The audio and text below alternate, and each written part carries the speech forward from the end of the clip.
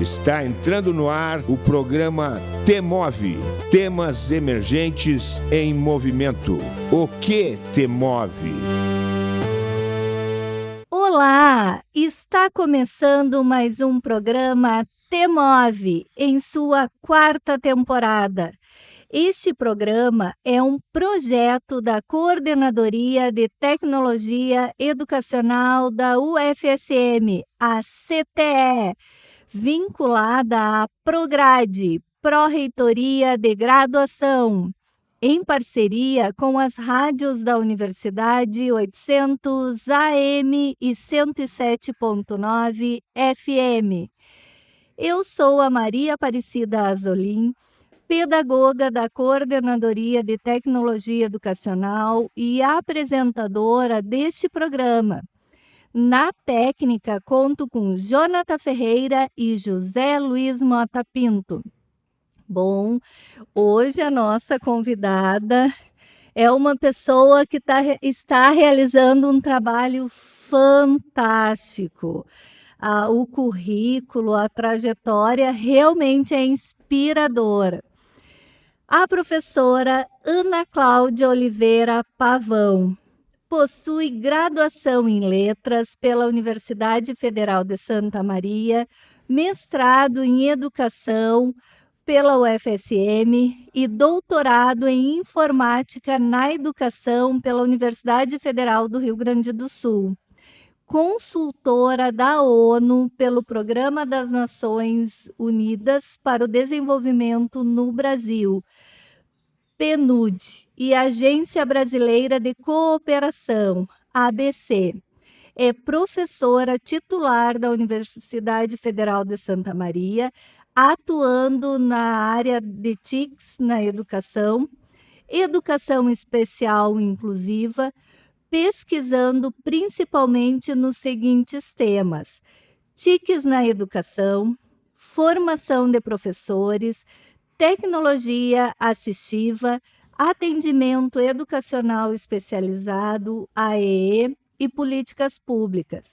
Atualmente é coordenadora do curso de formação de professores para o atendimento educacional especializado. Professora Ana, seja muito bem-vinda ao T-Move. Muito obrigada, Maria Aparecida. Um prazer é meu estar aqui, né? Uma grande honra poder participar e conversar contigo nesse momento. Professora Ana Cláudia, nós temos uma pergunta que, assim, nos 130 e poucos programas, ninguém escapa. É uma pergunta catártica. Ana Cláudia, o que te move? Me move as atividades que eu faço e que eu vejo que dão resultados práticos e que modificam a vida das pessoas. Essas atividades dizem respeito desde o momento assim, que eu dou uma aula e que o assunto que eu discuto na aula e que eu converso com os alunos fazem com que eles pensem, reflitam e modifiquem de alguma forma, tenham um acréscimo, né? Não só do conhecimento, mas também da postura, né? Da forma como eles se colocam perante os assuntos que a gente trabalha e discute.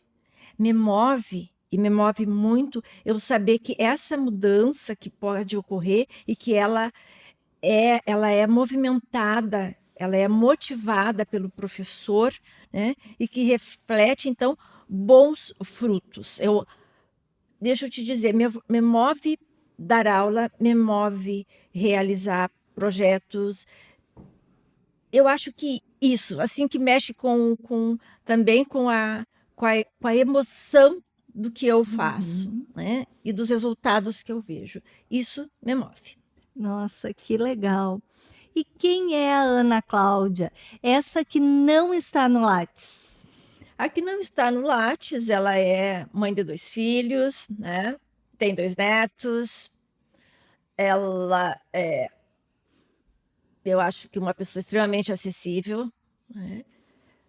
De fácil convivência. Eu sou também, já vou pegar a primeira pessoa, né? E não trabalhar só na terceira, mas também acho que eu sou de fácil relacionamento, de fácil convívio, né?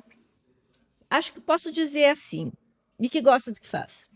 Nossa, muito bom. Bom, professora Ana Cláudia, ou comendadora Ana Cláudia, eu gostaria que a senhora nos contasse sobre o recebimento da Ordem de Rio Branco, que é a principal honraria concedida pelo Ministério das Relações Exteriores do Brasil, que também é conhecido como Itamaraty, para reconhecer serviços meritórios e relevantes que envolvam as relações internacionais, que recebeste no dia 27 de maio. Ai, nos conte mais sobre isso. Foi uma grande surpresa. Foi uma grande surpresa para mim.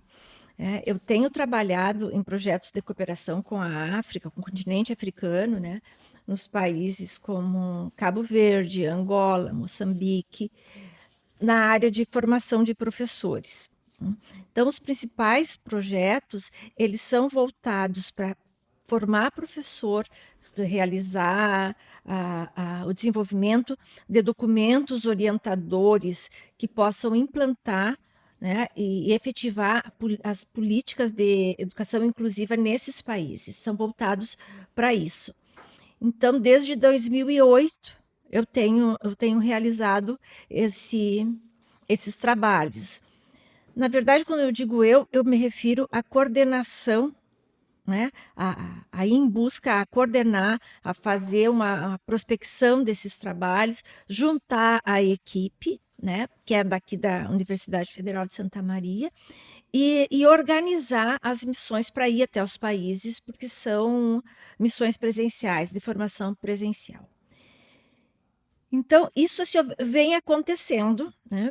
No ano passado, que nós pegamos um outro projeto muito grande em Angola, nós fizemos mais de 30 missões no ano. Então, foi um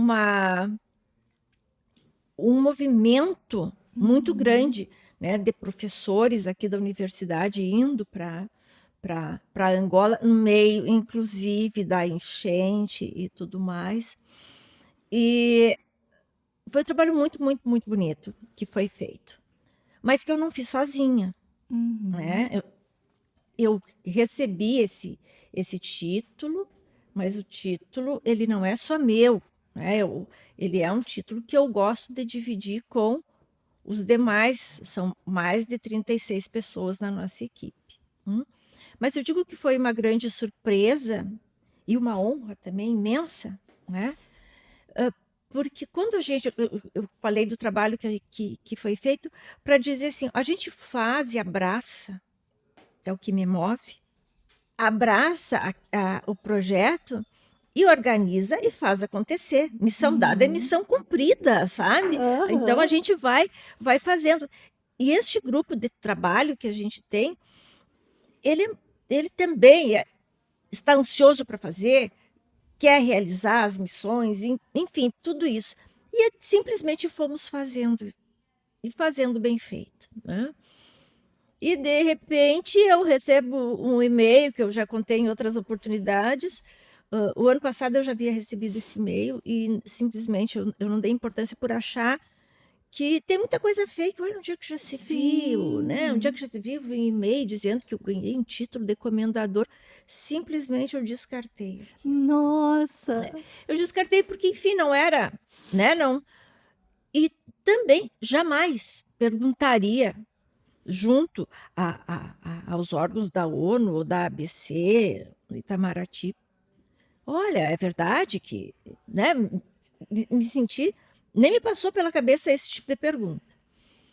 Uns dias depois, isso ano passado, em 2024, eu recebi um e-mail dizendo que tinha sido cancelado a entrega. E eu, obviamente, disse, mas isso que eu nem dei importância, né? Eu fui dizer assim, ainda bem que eu nem dei importância, porque, enfim, não existe mesmo. E aí disseram que tinha acontecido alguma coisa com o presidente da República, que, se não me engano, foi quando ele caiu, machucou a cabeça. Eu não lembro. E também ficou por isso mesmo. Este ano eu recebi de novo. E eu fui dizer, de novo essa fake. Também não me detive, ficou. Dali uns dias veio, só precisamos com urgência da sua confirmação de presencialidade no evento. E eu pensei assim, ó, por que estão insistindo assim? Resolvi dar uma olhada. Quem foram os agraciados de 2024? Não houve agraciados, foi cancelado. Qual era a data? Era a mesma data daquilo ali. Daí eu pensei, como é que eu vou perguntar Sim. se isso é meu mesmo, né? Ali conversando com o pessoal da ABC, eu fui dizer assim, ó, eu gostaria que vocês dessem uma olhadinha, porque eu recebi um e-mail e está pedindo confirmação, só que isso aqui tem um monte de notícias fake, e-mail fake, isso e aquilo. Daí a gente conversou, daí o que estava conversando comigo começou a rir, eu disse, não, Ana, é para ti mesmo. É para ti mesmo, né?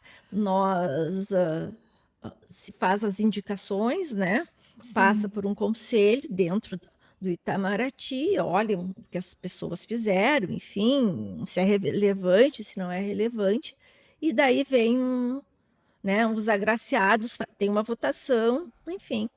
E tu é a nossa, de fato, comendadora agora. É a primeira vez que a ABC consegue colocar um comendador, digamos assim, né? Sim. Ah, eu fiquei muito feliz, fiquei assim, estou muito feliz ainda, né? Um título para a vida. Muito honrada com essa, né? Com essa medalha, com essa insígnia, até porque de verdade, eu nunca tinha conhecido um comendador. Eu também não. Não sabia como que se tinha esse título, nunca havia pensado sobre essas questões, pelo fato até de ser muito distante da gente, assim. Mas eu fico muito feliz e muito honrada com o reconhecimento que eu recebi, né? E por isso que eu reafirmo que é um reconhecimento que vem em nome de quem faz a coordenação, mas que eu gosto de dividir com todos que estão comigo, porque eu acho que se a gente não divide, a gente não soma. E a gente só soma a partir da divisão. Tem que ser com mais de um para poder ter soma, né? Senão é um número único. Então, é por aí que a gente vai juntando, né, as pessoas para trabalhar e que cada um vai fazendo a sua parte e que ao final saem esses trabalhos bonitos que a gente coloca, né, na universidade, levando a universidade, né, para esse status assim de trabalhos de cooperação internacional. Sim, a senhora é a primeira comendadora que eu conheço, que eu converso, e é realmente um orgulho para a universidade, né? É realmente a universidade para além dos pórticos, né? A contribuição da universidade, né? É realmente orgulho. É bacana ver. Nós fizemos um trabalho muito bonito em Cabo Verde também. E quando nós fomos fazer o encerramento de uma fase do projeto, nós vimos, tinham outros professores, os resultados diretos, assim, os impactos diretos, sabe, com as pessoas que estavam ali falando o antes e o depois, né? Então, e tem placa da universidade em vários lugares lá, em função desse projeto. Então, quando começa a ver, sabe, que de fato é muito além, né, do pórtico, é verdade, né? Eu acho que é do John Lennon, até vou pedir desculpa se não for a autoria, mas é uma frase que eu acredito, virou quase um jargão, aquela de um sonho que se sonha só é só um sonho, mas o sonho que se sonha junto é a realidade. E eu acredito nisso, que o trabalho colaborativo, o trabalho que é feito por muitas mãos, ele tem um impacto maior e a soma, né, de ideias, de pensamentos, às vezes tu tem uma ideia que ela é pequenininha e se só tu fizeres, vai ser algo pequeno. Mas aí vem um e acrescenta outra contribuição, vem outro com um pensamento totalmente diferente e vai agregando e se constrói um trabalho maravilhoso. Eu acho que o melhor caminho é o trabalho colaborativo. Existe uma expressão africana que se chama Ubuntu, Uhum. né? E ela tem esse seguinte significado: sou porque somos, Ai, né? Então, se sou comendadora, né, porque mereci este título, porque Uhum. todos nós trabalhamos para que isso acontecesse, né? E é por aí, sou porque somos, todas essas, Ubuntu. Eu gosto de colocar sempre que possível. Nossa, é realmente uma expressão potente, né, e que se no mundo tivesse mais essa visão, né, da percepção do outro, Uhum. acredito que nós teríamos um mundo totalmente diferente. É. Professora, a senhora coordena o projeto Escola de Todos, que leva professores e servidores da UFSM a outros países, visando compartilhar a educação inclusiva. A senhora já falou um pouquinho, né, Uhum. sobre isso, e eu gostaria que a senhora falasse mais sobre esse projeto. O projeto se chama Escola de Todos, né? Nós estamos na terceira fase, então, que foi iniciada em 2024. Esse projeto, eu havia dito antes, né, ele é um projeto que iniciou conosco aqui na universidade em 2008.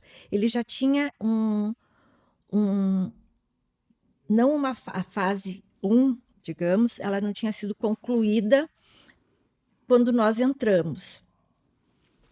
E nós entramos, primeiramente em Cabo Verde, na tentativa, né, ou para dar conta, então, de documentos orientadores, né, para que eles pudessem desenvolver políticas públicas, a parte de formação de professores e a parte de sala de recursos multifuncionais.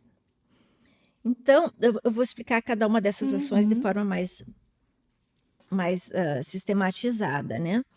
Os documentos de política pública, ou esses documentos orientadores, que eles estão muito presentes nessas ações de cooperação.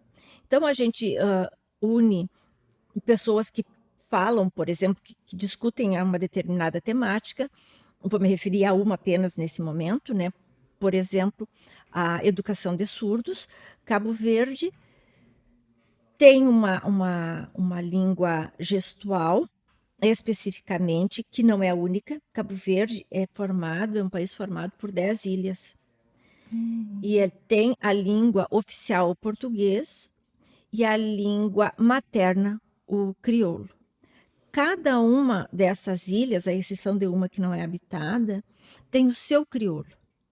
Nossa. Por conseguinte, eles se entendem, né? Uhum. E o crioulo é a união da língua africana com a língua portuguesa, que Portugal que colonizou Cabo Verde e que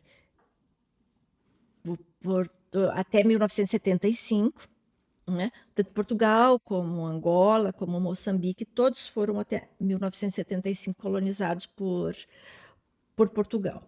Então, o crioulo é a língua que é formada pela língua africana, pela língua portuguesa e por outras línguas que estiveram os colonizadores ali. Muito também, um pouco assim, a gente vê muita coisa de italiano junto com esse crioulo. Então, tu imagina um país que ele é afastado, são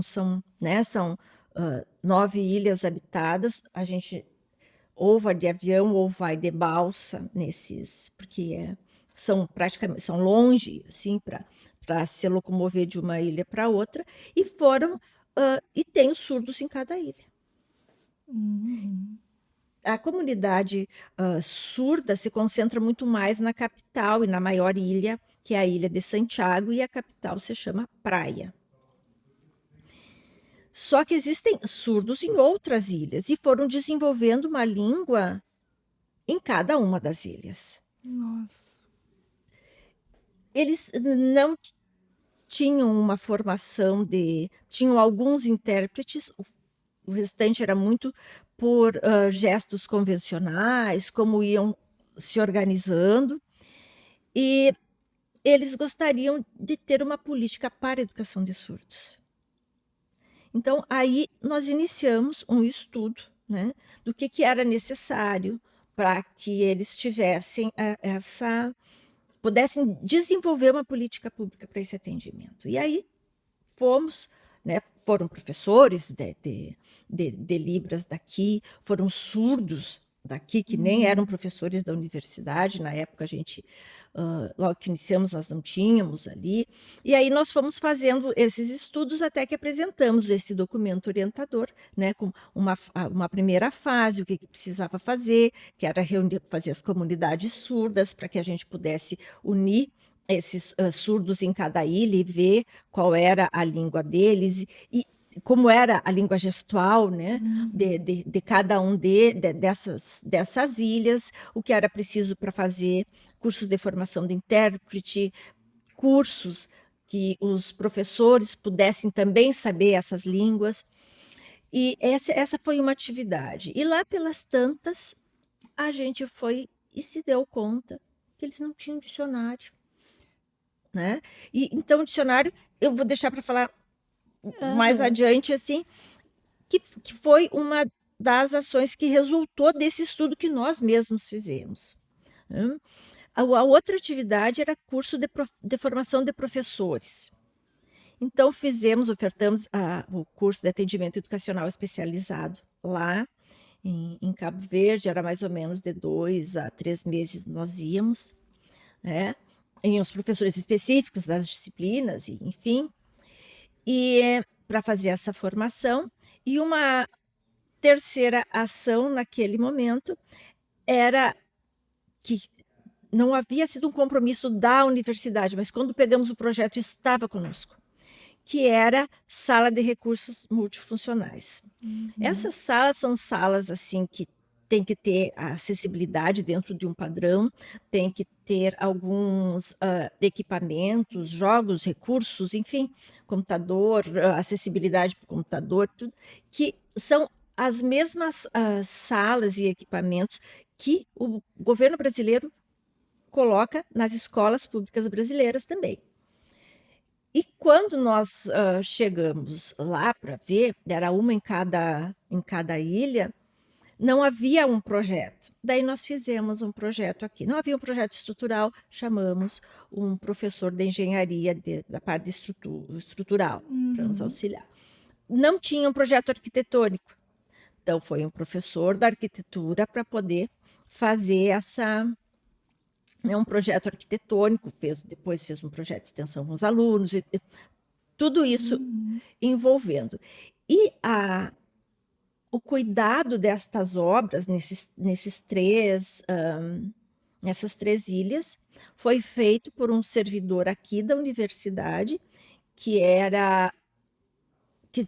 ele era o mestre de obras lá em Cabo Verde. Então ele foi, não me lembro se 3, 4 vezes, que é o Sewerly Bouzan. Trabalha, acho que agora até já se aposentou, Sewerly. Ele entrou aqui na universidade como pedreiro, a função dele é essa, e ele nos acompanhou em várias missões, né? Isso aí. Então, então, dessa primeira parte, esse projeto viu isso, né? Do mesmo modo que a gente fez outras atividades em Angola também, né? Sempre procurando levar pessoas que, de fato, pudessem responder né? Pela área do conhecimento, pela atividade, enfim, essas questões assim. Então, esse projeto Escola de Todos, desta fase, nós concluímos em 2020 e depois, em 2024, iniciamos a terceira fase, que também em Cabo Verde, ela é composta por ações de formação em várias áreas da educação especial, né? Formações específicas eles pediram, por exemplo, gestão da escola inclusiva, cursos específicos para autismo, práticas para alunos, altas habilidades, superdotação, tecnologia assistiva, deficiência intelectual, surdez, né? E deficiência visual.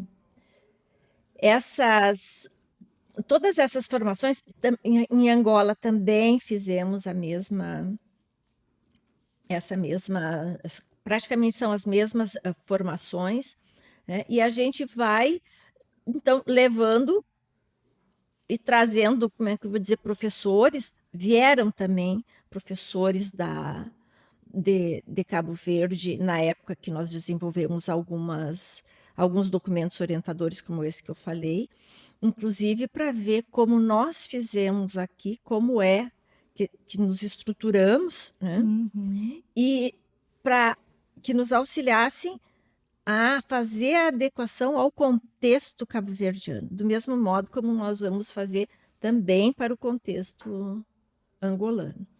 Nossa, que baita projeto, professora. Realmente é inspirador, porque foram várias áreas trabalhando, né, além da educação inclusiva, várias áreas construindo. Nossa, realmente muito importante, muito lindo essa iniciativa. Professora, mas eu fiquei curiosa sobre esse dicionário de gestos. Na verdade, é um dicionário de língua gestual. Seria a mesma forma que nós falamos da língua, da Libras, língua brasileira de sinais. Para o português de Portugal e, por conseguinte, o português falado, tanto em Cabo Verde, Moçambique, Angola, em todos os demais países de língua portuguesa, o gesto, para eles, tem o nosso significado de sinais. Né? Então, por isso ficou gestual.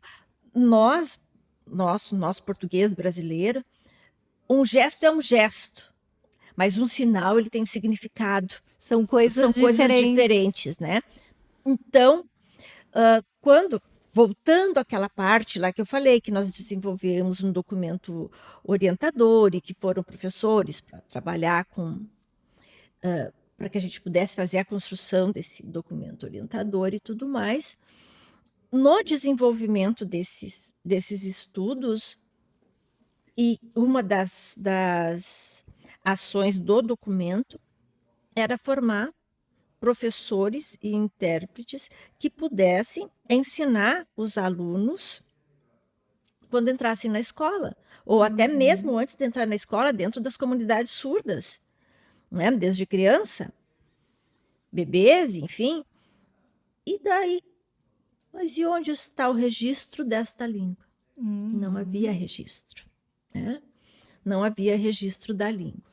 Então, nós fizemos uma outra parte dentro deste projeto, que foi o do desenvolvimento do dicionário. Né? Nesta negociação, ela foi também, eu digo, interessante. Né? Quando a gente sabe uma expressão que dizem assim, não sabia, foi lá e fez? Não sabia que era impossível, foi lá e fez.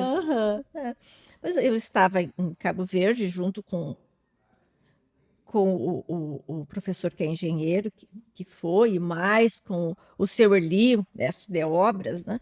E nós estávamos negociando outras questões, assim, e lá pelas tantas da conversa e da programação, daí eu disse assim, a gente nem tem dicionário. Eu disse assim, e se a gente desenvolvesse um dicionário? E daí a coordenadora, né, da ABC, junto com o pessoal de Cabo Verde, foi assim, como desenvolver o dicionário? Vamos registrar esses sinais, né? Mas tu tem equipe? Eu disse, só um pouquinho. Saí da sala, peguei o telefone, liguei para uma colega que é da área, que já tinha feito os outros trabalhos junto conosco e tal. Ela foi disse assim, mas não pode, não, como é que nós vamos fazer desse jeito? Eu fui disse assim, vamos fazer. Eu fui dizer, quantas pessoas será que precisa para nós fazer isso? Daí nós conversamos, eu fui dizer assim, tudo certo, nós vamos precisar então de um fotógrafo e um cinegrafista, nós vamos precisar de mais 3 professores, nós vamos precisar de missões para cá.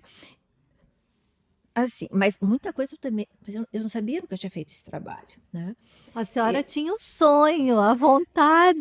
Só quando apareceu a oportunidade, né? Eu digo que até é um perigo, porque se perguntarem assim, a universidade tem, pode dar conta de. Eu digo, pode. Nós temos pessoal para isso, sabe? E daí depois eu fico bem louca convidando, mas dá certo. A gente, assim, eu acho que quando tem essas vontades, a gente também tem recebe, né, pessoas que também querem Aham, que trabalhar estão na junto. mesma emoção, na Exatamente. mesma sintonia. E daí, nessa questão do dicionário, então nós fizemos algumas missões para lá, dentro de cada ilha, né? Mais as 2 professoras que encabeçaram mais essa parte, que são da área de surdez, que é a professora Melanie e a professora Anne.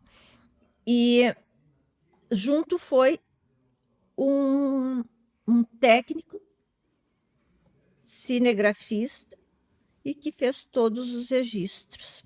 Na época era da Multiweb. E ele foi e acompanhou nas missões. Então, ele registrava, filmava, ou por fotografia, enfim, as professoras faziam as anotações. Iam lá. Primeiro, o dicionário, ele partiu, então, de elencar algumas categorias. Por exemplo, material escolar, material de higiene, países, material de cozinha, material escolar, enfim. Uhum. Foram 30 categorias que foram elencadas.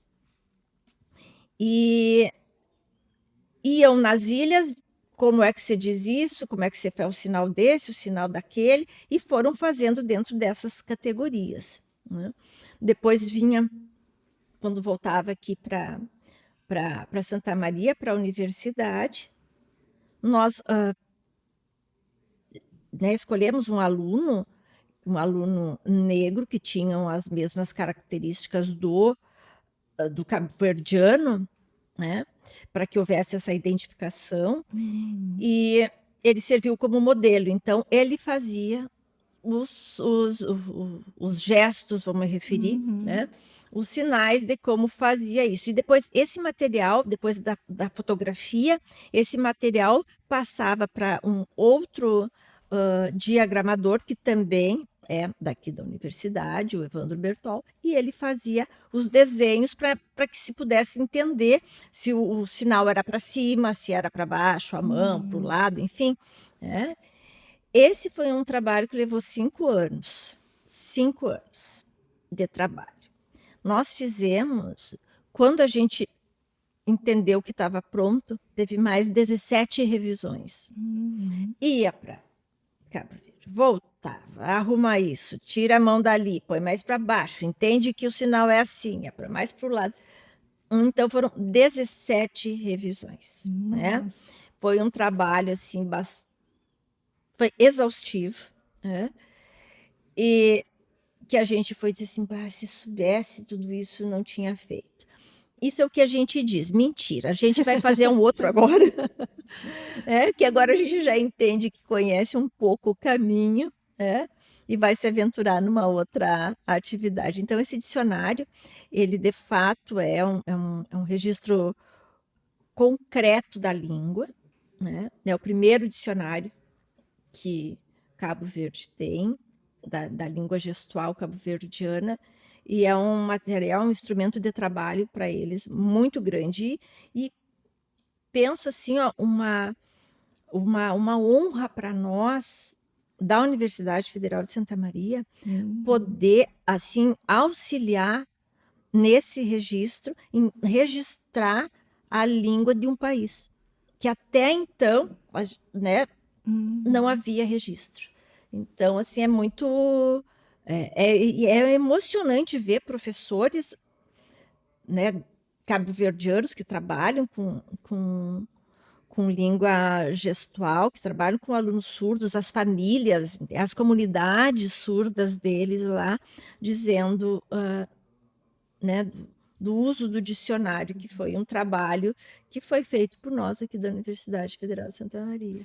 E talvez, estou falando algo realmente sem saber, talvez foi a primeira vez que uma comunidade, né, específica foi vista, né, na sua integralidade, as suas necessidades, Penso que sim, e penso até que pela sim. falta de formação. Isso.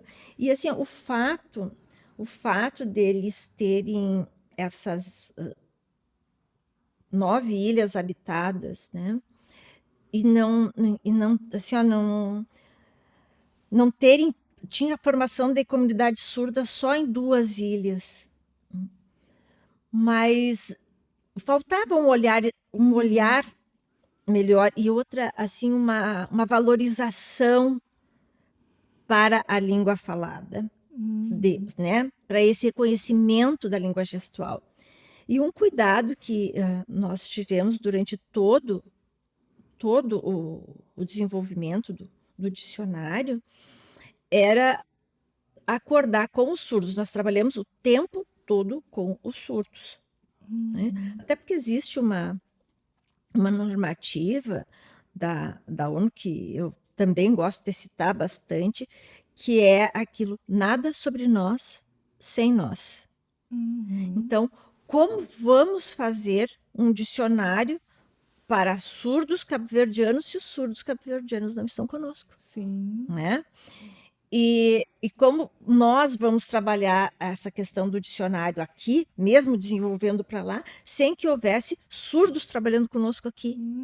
Então, tínhamos surdos cabo-verdianos e tínhamos surdos brasileiros. E quando nós fomos ao final, que culminou a entrega do dicionário em si, levamos os surdos que trabalharam conosco aqui para lá. Levamos o aluno, que é o Pedro, né, que fazia psicologia aqui na universidade na época, e levamos o Pedro como modelo que está em todo o dicionário, porque ele era o modelo e também como uma forma de se reconhecer dentro daquele contexto, né, em que todos em que todos são negros e que convivem muito diferente daqui. Para o Pedro foi assim, para todos nós foi emocionante, mas estou me referindo a ele nesse momento, né? Foi muito bacana, né? Eu digo, eu sempre disse, é para além, né? Quando a gente faz uma cooperação, essas cooperações internacionais, assim, às vezes, e eu gosto de deixar bastante claro para quem vai, a gente tem um manual que vem da ONU, que vem da ABC, sobre várias questões que a gente tem que cuidar, que tem que dizer, enfim, várias. Mas tem algumas coisas que esse manual não diz, né? E que daí eu acabo colocando de modo que quando a gente faz essas cooperações, a gente acha que a gente vai levar muita coisa, que vai chegar lá, e o fato de o país ser um país menos desenvolvido que o Brasil, né, que vamos chegar assim com uma pompa, digamos, né? Mas quando a gente chega e começa a conviver, o que a gente traz é muito maior do que o que a gente deixa. Né? Como diz o Paulo Freire, né? Quem ensina aprende ao ensinar. Exatamente. Então é uma troca. E é sempre uma troca. A cooperação, por isso que é cooperação, né? É uma ação que ela é cooperada.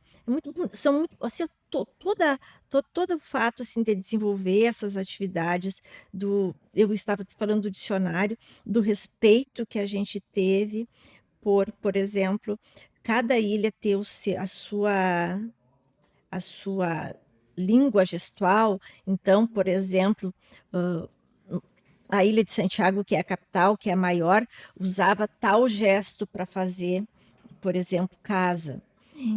A ilha de São Vicente tinha um gesto diferente. A ilha de São Felipe era outro, mas a Ilha do Fogo usava mesmo de São Felipe.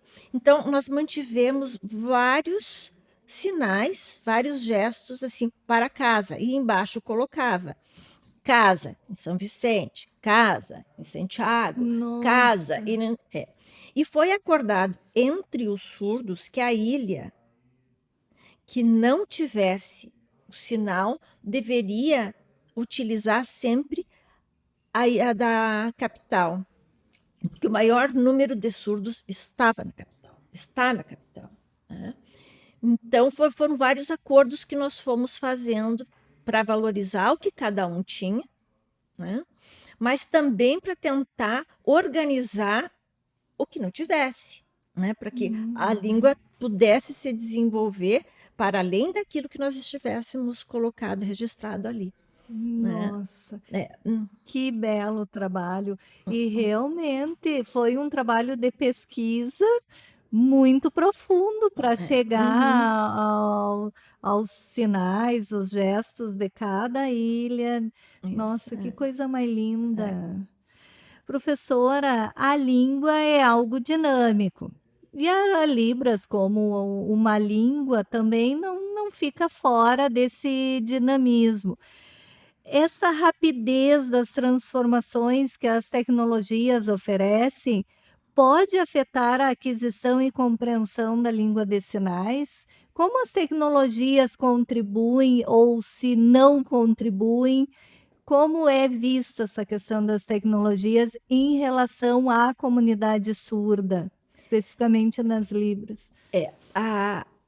a comunidade surda e os surdos de um modo geral, né, com as tecnologias, sobretudo a partir das mensagens SMS, e muito mais agora, com o WhatsApp. Antigamente precisava ser de outra forma a comunicação, inclusive conosco, ouvintes ou quem não sabe Libras, né? E penso que agora a comunicação ela é instantânea, ela é rápida e ela se dá muito mais, né? Pelo meio do próprio WhatsApp, outras redes sociais também. Até um tempo atrás existia um telefone que era para que o surdo pudesse se comunicar. Aqui em Santa Maria, eu acho que nós tínhamos um, talvez dois. Nossa. Era com um teclado. E o surdo escrevia, caía, por exemplo, escrevia, liga para tal número e pede uma pizza calabresa para ser entregue num tal endereço. Caía numa central em Brasília, Nossa. que fazia esta ligação para a pizzaria, fazia a negociação e mandava entregar ali, né?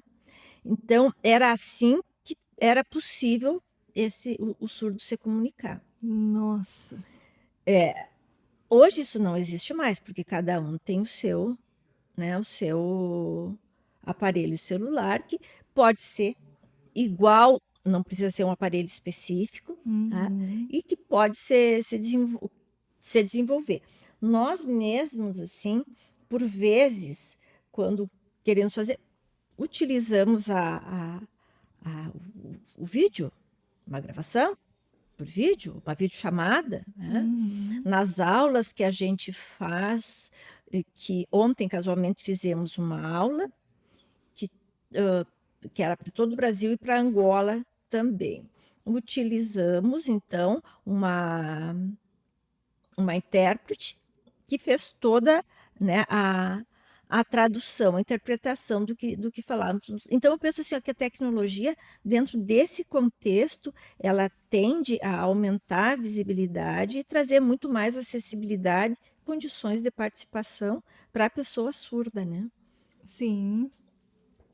Professora, eu acredito que além, né, de nós termos a primeira comendadora na UFSM, outro motivo de orgulho é a educação especial ser o primeiro curso no Brasil. e por 50 anos, foi o único do país, né, foi o primeiro e o único por um bom tempo. Gostaria que a senhora falasse sobre o curso de educação especial na UFSM. Como tu iniciou falando, né, do meu currículo, eu não sou formada em educação especial, mas a educação, não sei se eu abracei ou ela me abraçou, acho que a gente se abraçou, Aham. né? Um abraço para ser Um um encontro. abraço, ele não é de um só, né? Ele é de dois, né? Sim. Então, acho que foi por aí. Eu gosto de sempre de colocar exatamente isso que fez assim. A educação especial, ela foi por mais, né, de 50 anos o curso, só o nosso. Agora nós temos mais alguns cursos há uns 10 anos, de uns 10 anos para cá, 12 talvez. Mas sempre foi uma área que a Universidade Federal de Santa Maria primou, né? Atualmente, tem 4 cursos de graduação em educação especial. É o curso que a gente chama diurno, o curso noturno, um curso à distância e um curso de educação inclusiva, que também é de graduação, oferecido pelo Parfor, que é o programa do governo federal, né? Então, são esses quatro cursos de graduação. Temos cursos de aperfeiçoamento, temos um de atendimento educacional especializado, um outro de atendimento educacional especializado para alunos de altas habilidades de superdotação, e mais 2 que vão iniciar agora, aí por setembro, junto com a Universidade Aberta do Brasil. E nessa mesma linha tem o mestrado e o doutorado em educação e tem a linha de pesquisa exclusivamente da educação especial, inclusão e diferença, né? Então, a gente tem todos os níveis de ensino da graduação, né, a formação continuada na área da educação especial.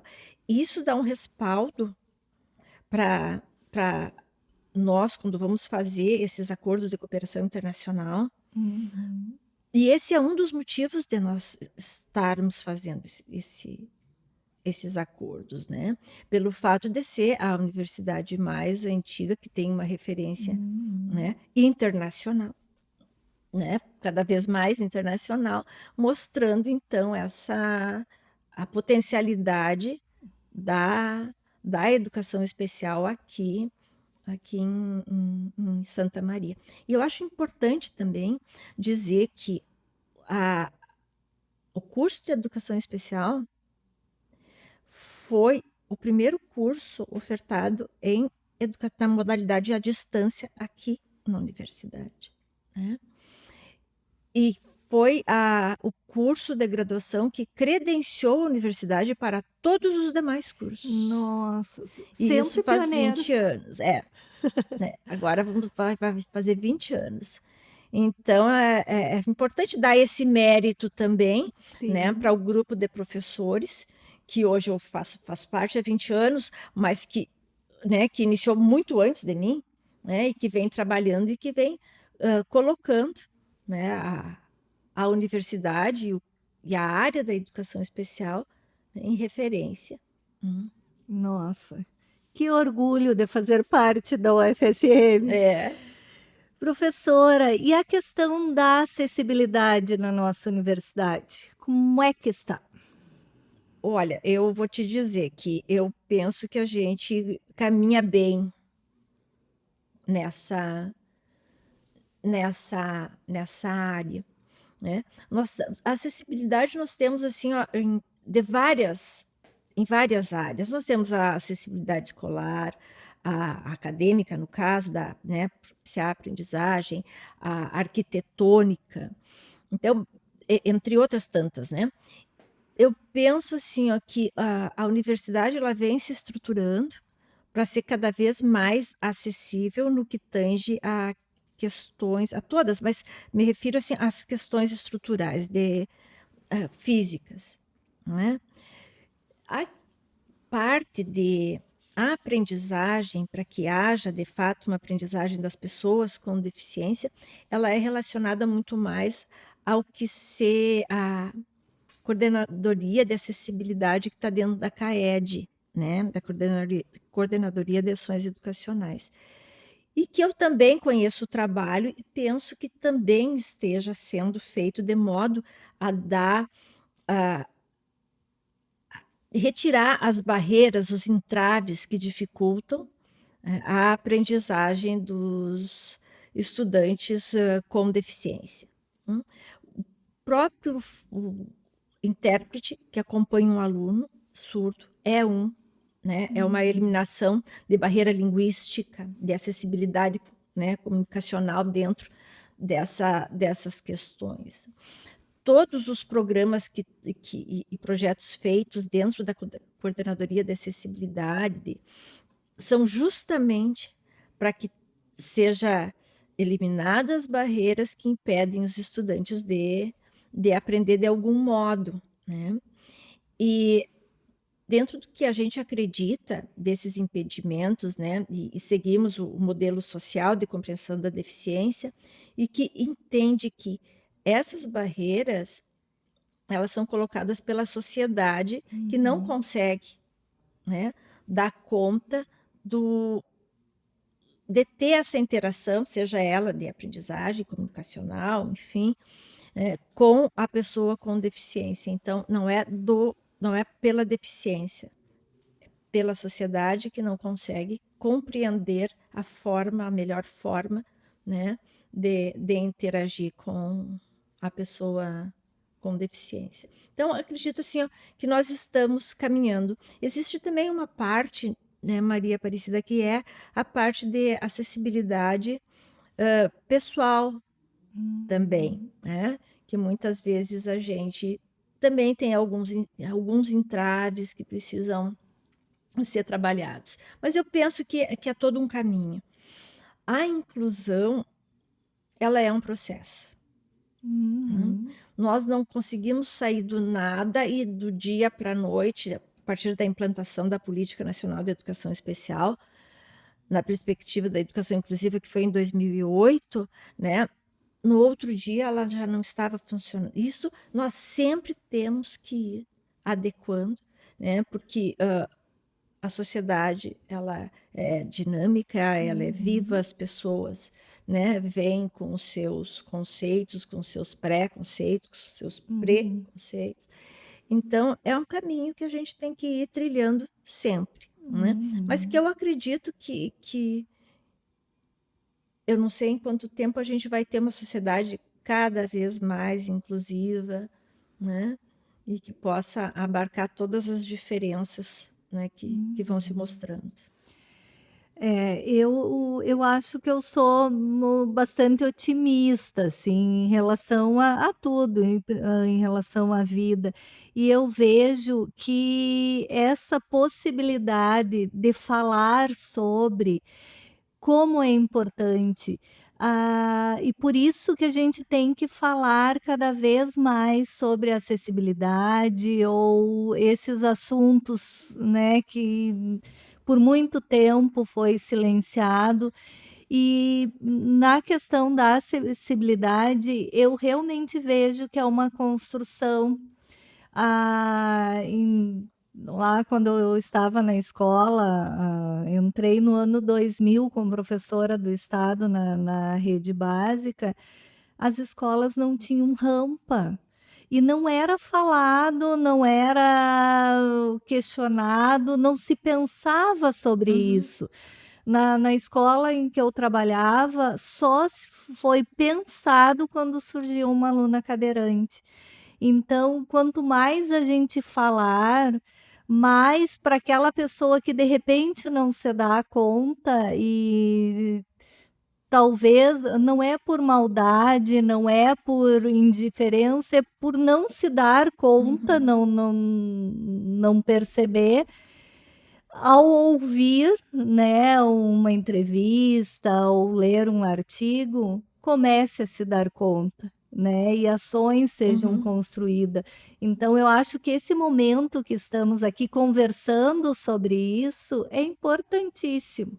Isso puxando Uhum. brasa para o meu assado. Não, mas é importante. Eu acho que é importante falar assim, né, sobre o que foi invisível durante um tempo e que hoje a gente não pode negar, né? Uhum, Que é a inclusão das pessoas com deficiência na sociedade, de um modo geral, uhum, não só na universidade, mas no trabalho, E né? nem aceitar, é algo que a gente não pode aceitar, né. É a verdade, que seja, que continue permanecendo invisível muitas dessas, né, dessas Uhum, pautas aí. uhum.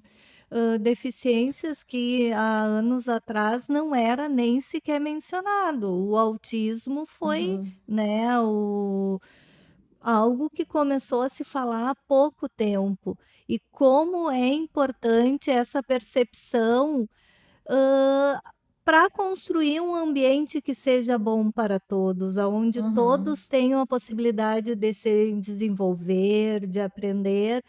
E para isso precisa-se, né, o conhecimento. É.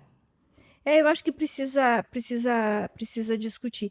Essas pautas que são direcionadas à educação inclusiva, elas abarcam várias questões, assim, né. O primeiro ponto que eu penso, assim, é um tanto dessa da compreensão de por que que a gente tem que falar sobre inclusão, o histórico Uhum, disso, e desmistificar esse aluno, essa pessoa com deficiência, né. Todo o histórico da educação especial, ela e da deficiência coloca, assim, desde o início que as pessoas que apresentavam alguma deficiência, já quando nasciam, já eram descartadas, uhum, né.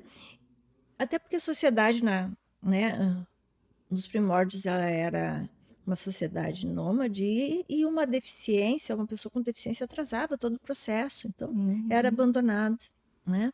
Abandonado à própria sorte. Depois, essas pessoas que apresentavam deficiência viravam bobo da corte, palhaço, de circo, né?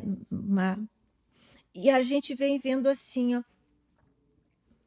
mais tarde, com a questão do cristianismo, começou a ficar mais difícil matar, abandonar, então uhum, se escondia, se colocaram. E aí foi todo um histórico que, se a gente for ver por que, que antigamente não tínhamos pessoas nas escolas, por que, que muitos ah, pais, de um certo modo, escondiam o filho pela vergonha, porque estavam sendo punidos tendo aquele filho, algum uhum. castigo tinham feito, Um castigo né? divino.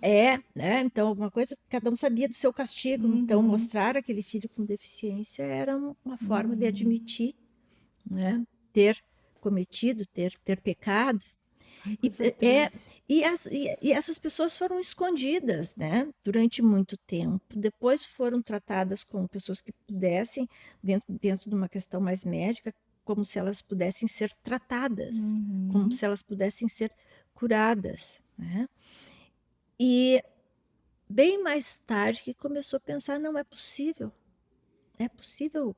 uhum, educar no sentido de ensinar, é possível ter alguma aprendizagem.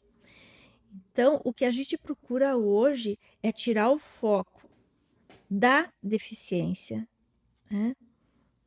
Ou seja, entender que todas as pessoas podem aprender. Então, uhum, tira o foco do que não pode e põe no que pode, né? O que é possível fazer? O que é possível aprender? Todo mundo pode uhum, aprender alguma coisa, né? uhum. Do mesmo modo, também a gente pode pensar: ah, mas como é que vai chegar na universidade, fazer um curso? Agora a universidade aceita pessoas com deficiência.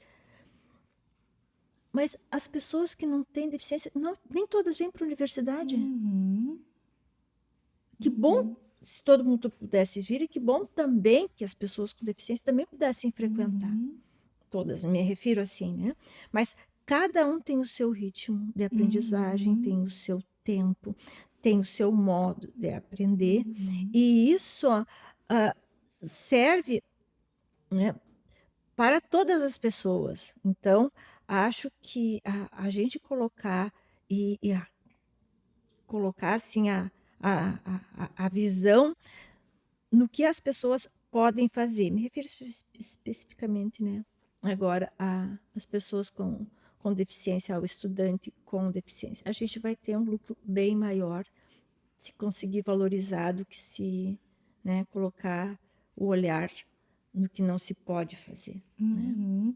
E que todos têm o direito, né, de ser visto, de ser escutado, de ser percebido como um ser integral, né? Sim, a gente tem isso desde a Declaração dos Direitos Humanos em 1948.